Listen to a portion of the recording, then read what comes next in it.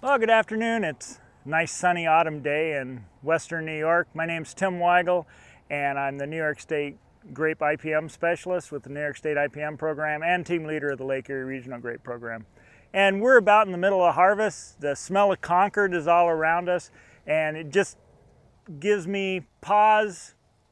We're at the end of another growing season, and it's a great time to get out into your vineyard. If you're not harvesting, you're in between loads, get out into your vineyards and check to see how well your pest management program worked this year. Here we have some Concord vines, and we can go in and you can see that the leaves are starting to just deteriorate. Old age. We have leaves here where powdery mildew came in. We always see powdery mildew in the fall, but if you've got your scouting records, you got your spray records, you can see when that powdery mildew started to come in. Now, why is powdery mildew important? Research done by Wayne Wilcox showed that with Concords, the only time that foliar infections of powdery mildew are important is in an overcrop situation. And we're seeing that a little bit this year between the powdery mildew and the potassium deficiency, which causes blackleaf. And if you've watched Dr. Bates' podcast on blackleaf, you have a good handle on that.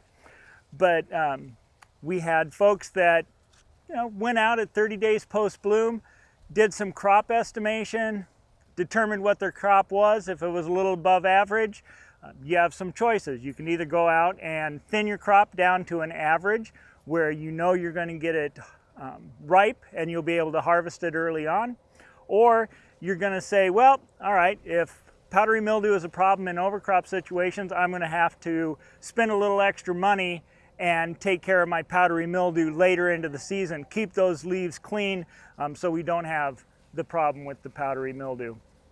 Grape berry moth is another huge problem, and this is a great time of year to determine how well your program worked.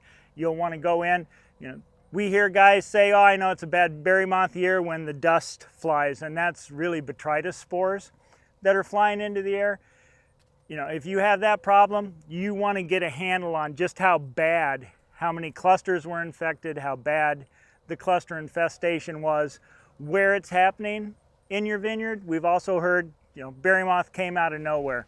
If you're out scouting, you do this pre-harvest assessment or the assessment around the harvest period, you'll be able to see early on if berry moth is starting to move into different areas of your vineyard and maybe be able to crank up management programs to keep it from getting worse or to the point where you say, oh my God, we see it. So that's just a little quick refresher on come out, look at your vineyards. The more information you have, the better off you're going to be. Make sure you actually come out, write down what you see, because then when it's winter and you have finally get around to looking at your records or thinking about next year when the snow's deep and you don't want to go outside, you'll have it written down and be able to access it. As always, if you have any questions, if you have any comments on what you'd like to see for podcasts, you can either give us a call here at the lab or you can put it in the comment section down at the bottom of the page.